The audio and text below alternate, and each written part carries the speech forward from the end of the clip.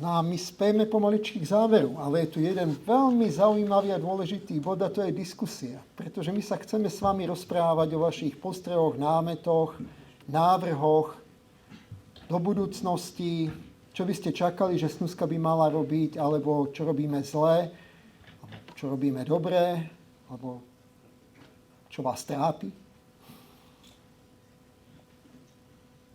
Napríklad niektorí hovoria, že ja nechcem platiť 5 eur, ja chcem platiť 10, lebo inflácia od roku 2009 bola viac ako 100%, takže poďme platiť 10 eur. Budeme o tom diskutovať, dobre? Takže keď už pán predseda s týmto začal, mali sme krátke sedenie ročného výboru pred našim malým zhromaždením a dlhšiu dobu sme sa zamýšľali nad tým, či tá čiastka 5 eur odpovedá tomu, čo si vyžaduje dnešná doba. Predsa za tých, sme to zavádali tuším v roku 2009, tento poplatok 5 eur na kalendárny rok v rámci individuálneho členského, tak my sa zamýšľali, či by to nebolo dobré po toľkých rokoch zvýšiť na tú čiastku 10 eur. Čiže toto je tiež vlastne taká otázka doplnená a môžete sa k tomu vyjadriť, že či by ste s takýmto návrhom súhlasili alebo nie. Ja ešte tak, keď ste videli to hospodárenie, tak si poviete, však máte dosť peniazy, čo chcete od nás 5 eur navyše. A ja poviem tak, že tých 5 eur navyše nás nejak zásadne neposunie ani hore, ani dole. Lebo to, keď si spočítate, že teda je približne 300 platiacich tí, čo nie sú študenti, dôchodcovia, alebo tí, ktorí pravidelne nezabúdajú, tak 300 x 5 je 1500, to v tom rozpočte nie je nejaká dramatická suma, ani smerom hore, ani smerom dole. Na druhej strane, teraz to poviem trošku nadčasovo, my tieto zvyšovania robíme raz za 10-15 rokov, čiže zase to bude nejaký čas. A niekedy, teraz poviem ten dôvod, prečo som to otvoril, nie, že by sme na to boli odkázaní. To bola otázka, a vás neuráža, že ste 5-euroví lacní Jožkovia? Že to, že ste členom takej skvelej spoločnosti, je za 5 eur? Môžeme sa nad tým zamýšľať, keď tak to bude až od budúceho roku. Tento rok sa na nič už to nevzťahuje, lebo rok už začal. Je to zvláštny pohľad, že keď mi na niečom záleží, tak si za to rád aj zaplatím. Ešte raz poviem, my za každého člena nukleárnej spoločnosti odvádzame 10 eur do Európskej nukleárnej spoločnosti. Hej. Čiže aj keď sa to zvýši na 10 eur, príspevok z toho individuálneho členského ide do Európskej nukleárnej spoločnosti, lebo celá Európa to má ten príspevok nastavené na tých 10 eur. Snáď som vysvetlil, ale viem s tým, že nech sa páči, pani Vencová. Ja som od 2005 ako dôchodca. Dôchodcovia a študenti nebudú platiť nič. A ja som sa chcela spýtať, že či môžem dobrovoľne doplatiť tento. Určite áno. Nebude to vyskakovať, kde si... Nie, nepošlú na nás Najvyšší kontrolný úrad na preverenie. Ja by som si uctila takto skúsi, ako týmto spôsobom, že by som tam doplatila to členstvo tými 5 eurami, tak, aby vám to nerobilo potom finančné problémy. Nie, my to zvládneme. Ďakujeme.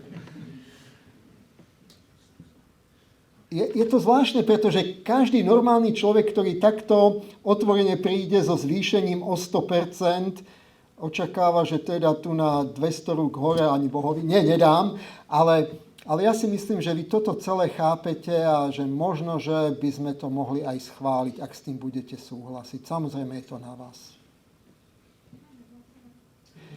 Dobre, kto je za to, aby členské SNUS, ktoré platia pracujúci členovia, čiže nie dôchodcovia, nie študenti, od 1.1.2025 bolo 10 eur. Hovorím o individuálnom členovskom. Kto je za? Ďakujem, presne toto som chcel. Ja mám otázku. A zahraniční môžu platiť tiež. Ja sa pýtam, a to je označené označený za dôchodcu. Pretože mňa... čo tam... Každý držiteľ čestného diplomu ako Jožko Mišák je neplatiaci dôchodca. Ja nie som dôchodca. Dobre. Je v štádiu držiteľa čestného diplomu, takže držiteľia čestného diplomu už spravidla ten diplom dostávajú po 70-ke, takže aj títo sú oslobodení z individuálneho členského. Samozrejme, dobrovoľné príspevky a nemovitosti môžeš previesť na snus. Ja len odpoviem Jozefovi, ja som tiež vlastne už dôchodca, som síce pracujúci dôchodca, ale vždy bola taká zásada, všetci ste sa to aj držali, že ktorí ste pracovali, boli ste dôchodcami, to členské ste vždy zaplatili. To môžem povedať. Dobre. Ak sme toto už zvládli, tak teraz by som sa rád vrátil k tomu, čo navrhoval Román Strážovec z Javisu, organizácie konferencie ECD, Eastern Central European Decommissioning, na rok 2025. O tom nemusíme hlasovať, pretože túto konferenciu bude organizovať Slovenská nukleárna spoločnosť a hlavne sa na tom budú podieľať členovia sekcie vyraďovania jadrových elektrární a to je sekcia, ktorú teda vedie Roman. A znova poviem, že tá konferencia v minulosti možno priniesla viac, ako sme čakali. Napríklad v roku 2019 jeden zo záverov konferencie bolo, čo vyplynulo z panelovej diskusie, pozberať radioaktívne žiariče neznámeho pôvodu z univerzít a z nemocníc, na ktorej nie je nejaká finančná zábezpeka, lebo tá prišla až po roku 2011, a predísť tým, aby sa nejaký starý žiarič neobjavil na detskom ihrisku. Len tak voľne pohodený. Lebo človek, ktorý ho používal, už dávno zomrel a jeho nasledovník je v dôchodku a nikto nevedel, že ten šuflík je dočasný trezor a šuflík sa niekde vysypal do kontajnera a takto sa žiariče, možno aj uzavreté, dostali tam, kde sa nemajú. Takže na základe záverov z konferencie EC 2019 sa prijala tzv. Žiaričová amnestia a Javis v 4 etapách vyzbieral z nemocníc, z výskumných pracovísk, z univerzít žiariče, ktorí by boli väčší problém. Lebo teraz, keď si kúpite žiarič, musíte zaplatiť finančnú zábezpeku na jeho likvidáciu. Ale to prišlo až do roku 2011. Čiže čo predtým? Univerzitu na likvidáciu tých žiaričov nemajú peniaze. Niekedy sú to obrovské prostriedky. Takže takto tá konferencia prispela k predídeniu nejakých veľkých problémov, lebo viete si naozaj predstaviť, že by nejaký žiarič ozaj malej aktivity sa objavil na detskom ihrisku alebo niekde pred Teskom voľne pohodený, aký by z toho bol škandál. Takže predchádzajme svojim rozumom a opatreniami takýmto vecami a konferencie ako ECEC sú dobrou platformou práve na diskusie o odpadoch, o vyraďovaní aj o radiačnej ochrane. Takže teším sa, že bude nový ECEC, Roman. Už vidím, ako sa zapotíš. Má niekto ešte ďalší návrh na činnosť snus? Nech sa páči. Peťo Diosegy, áno, nech sa páči. Ak môžem, aby som sa vrátil k tým... Postav sa, prosím ťa. Ak môžem, aby som sa vrátil k tým oceňovaniam tých študentov. Áno. Že či na to potrebujeme ako schválne na voľnej hromade? Nie, na to nepotrebujeme. To bude asi prerokovávať výbor na ďalší rok. Ale máš pravdu, aspoň na tú 100 zo 70 by sme mali vybehnúť. Takisto aj to členské, keď 10 je 10, tak... Áno, budeme valorizovať aj toto. Nie. A ešte je samozrejme otázka, aj pre tých dôchodcov, ja neviem, dať 2 eurá, lebo robím v nejakej inej spoločnosti, alebo teda, a keď je niečo zadarmo, tak to nie je dobré.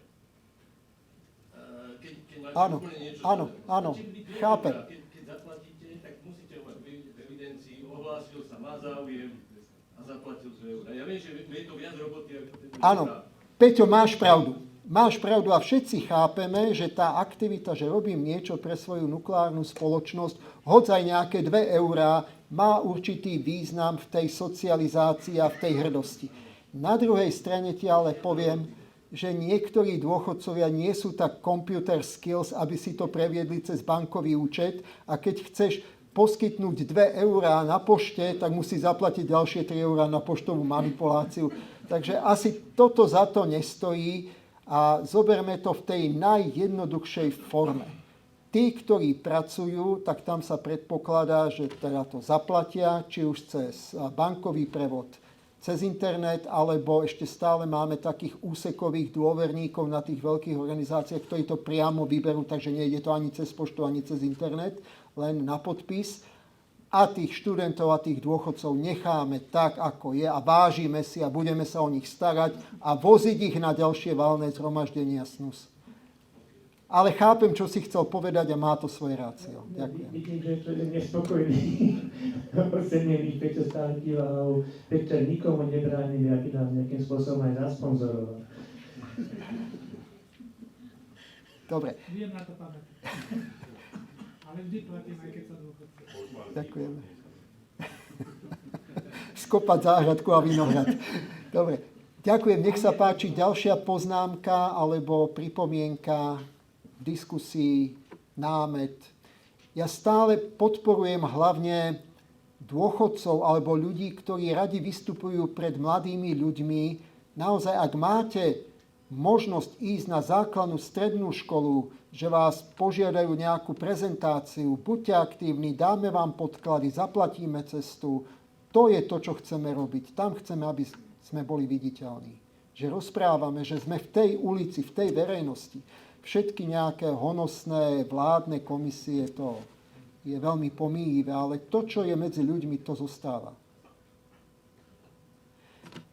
Ak nič, nebudeme to naťovať, ale Vlado, nech sa páči, poď. Ja som minulý rok v Mochovciach upozornil na to, že v 1973 som bol prvý raz na Mochovciach, keď tam ešte bolo pole a kostol a všetko. Takže minulý rok to bolo 50 rokov, čo sa stavajú dva bloky Mochovce, tretí sa dostával. Ja som osobne zvedavý, že kedy sa dostavia, ako tu bolo hovorené, že na budúci, aj ten štvrtý bod. Hneď ti príde odpovedať šéf projektu Mochovce 4. Martin, spustí. Ja tu chcem povedať, keď sú tu mladší ľudia, že nech sa zamyslia, ako je to na to, ako je to s tým, že hovorí sa, Slováci postavili Budapešť a pritom takáto stavba, ktorá inde trvá rádové do desiatky rokov, u nás je 50. Lebo zoberte si Rások, to, čo spravil. Ja neviem, kde bola chyba, ale rozostávanú stavbu sme po 30 rokoch zlikvidovali. Tunel Vysolaj, podobná vec. Takže by som apeloval aj túto cestu, mládež, ktorá tu je, ja mám 82, aby sa zamysleli nad procesmi, ktoré v tejto republike fungujú, tie výberové konania a všetko. Proste mne to nejde do hlavy. Ďakujeme za otázku. A ja som rád, že padla, pretože Martin dostane možnosť v pár vetách povedať, ako ten projekt Mochovce 4 aktuálne stojí a kedy sú nejaké očakávané milníky. Môžeš ísť sem k mikrofónu, poď.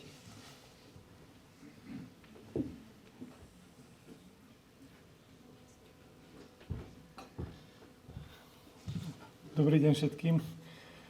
No, naša štvorka. A ako technik poviem, že tá štvorka je pripravená na nábeh. Keď týždeň chodím do priestorov sa pozerať a keď vidíte studené preplachy, už takmer polovice sekundáru, prejdete sa po kopkách primáru a tam takmer nič nechýba, jediné odstrániť linolea z podlah a lešenia dať preč. Ale to spustenie elektrárne si vyžaduje aj to dokumentačné, legislatívne. A je to dôležité a netreba to podceniť a s tým sa trošku viac boríme, ako by sme chceli. Ale tie milníky, máme cieľ do konca októbra tohto roku začať studenú hydroskúšku. Je to dosiahnuteľný milník. Či ho dosiahneme, nebudem sľubovať, ale je to náš cieľ. Ale to poučenie, čo som hovoril aj v Mochovciach pred rokom, je, že preto tá studená hydroskúška ešte nebola, pretože už by mohla byť. Ale tá hlavné poučenie z tej trojky je to, že aby po studenej hydroskúške nebola rok pauza. Aby po malej revízii sme nečakali ďalšieho pol roka na horúcu hydroskúšku a tak ďalej. Pretože na tej trojke sme mali studenú hydroskúšku v auguste 2017 a palivo sme zavážali v septembri 22, čiže to je 5 rokov. Teraz je to naozaj pripravené tak a chceme to aj docieliť, že ako náhle začne studená hydroskúška, tak kontinuálne pôjde malá revízia, horúca hydroskúška a potom po nej pôjde tá veľká revízia, kedy prvýkrát pomeriame tie komponenty, že ako zareagovali na plný tlak a plnú teplotu. No čiže toto je náseta, jak sa to povie po slovensky, naskladané. A každá z týchto fáz je medzi 30-40 dní, čiže keď sa nám podarí začať na konci októbra tohto roku so studenou hydroskúškou, tak niekedy v apríli by mohla byť ukončená, apríl 25 by mohla byť ukončená veľká revízia.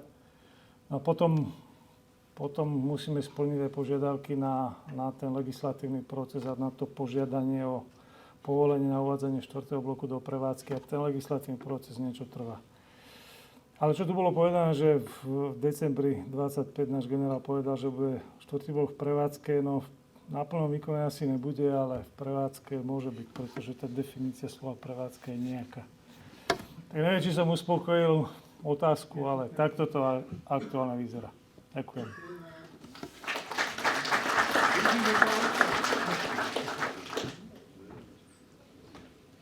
Ešte som videl jednu ruku a neviem, či pán profesor Čechák sa nehlásil. Nech sa páči.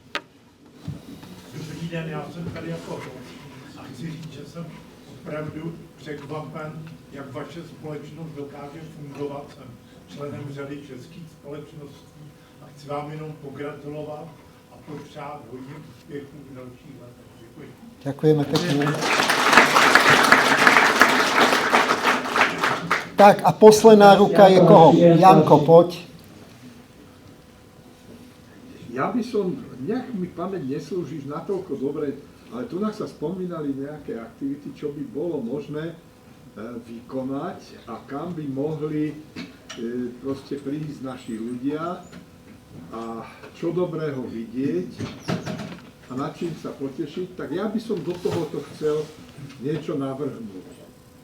Máme tu v nedalekej vzdialenosti dielo, ktoré nebolo nikdy spustené, nikdy neprinieslo žiaden osoch, slúži ako pamätník hlúposti, ale skutočne je to poučné dielo. Takže ja by som navrhol, existuje procedúra, alebo nie veľmi ťažký spôsob, ako dohodnúť návštevu jadrovej elektrárne Zwentendorf, pozrieť sa tam. Ja som tam bol veľakrát a naposledy som tam bol v novembri minulého roku a ja chodievam s kontrolnými fyzikmi na periodickú prípravu a do tej krajiny, kde ideme na ten experimentálny reaktor, lebo my ho nemáme, tak tam sa snažíme nájsť ešte niečo, čo s tým jadrom veľmi úzko súvisí. A keďže sme v Lani mali Krigu vo Viedni, tak sme niečo hľadali, čo by bolo možného takého pozrieť v tom Rakúsku, a kde sme ešte neboli. Tak ja som navrhol, že poďme do jadrovej elektrárne Zwentendorf. A šéf tých, alebo vedúci skupiny tých kontrolných fyzikov v Bohuniciach, Ľubo, Pavlík, mi hovoria, do Zwentendorfu, tak to tam proste, čo tam človek môže uvidieť.